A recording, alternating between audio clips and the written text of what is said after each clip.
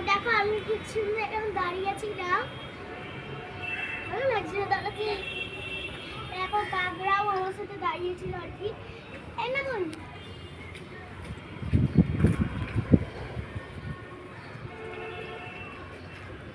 দেখো দেখো বন্ধুরা কি সুন্দর হারাউজি ব্রিজ দেখা যাচ্ছে না?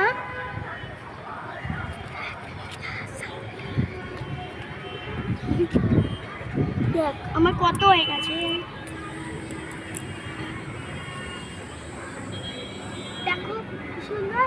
দেখবে একটা জিনিস বন্ধুরা, দেখবে কত আম হয়েছিল জানো, পুরো গাছে হয়ে গেছিল, ভরে গেছিল।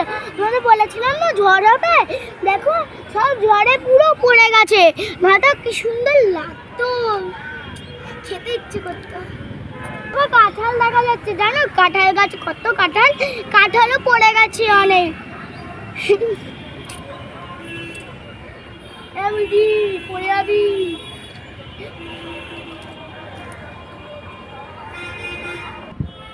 হাওড়া ব্রিজ, তারপরে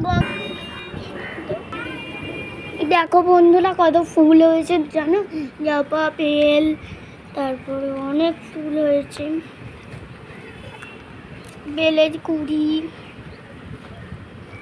নীলকণ্ঠ ফুল, দেখো নীলকণ্ঠ ফুল হয়েছে,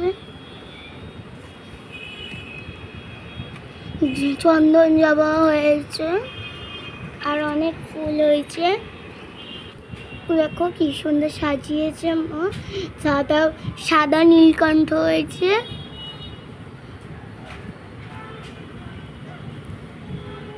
দেখো বোন, দেখো দেখাচ্ছে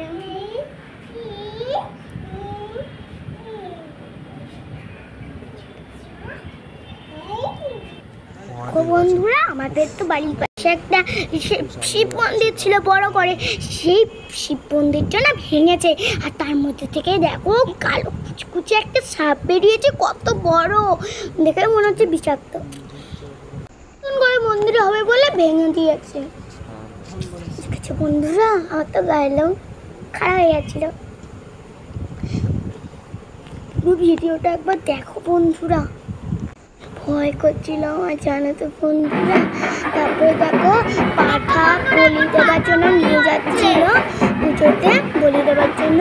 শীতলা মায়ের পুজোতে তো পাঠা বলি দেবে, তাই সব কত ছাগল নিয়ে যাচ্ছে, ছাগল 14-15খানা পাঠা নিয়ে যাচ্ছে বন্ধু।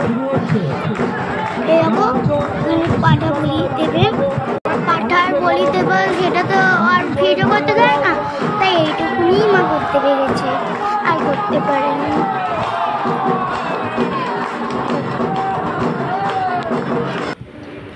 এখন সব কি সুন্দর সাজিয়েছে মন্দিরটা।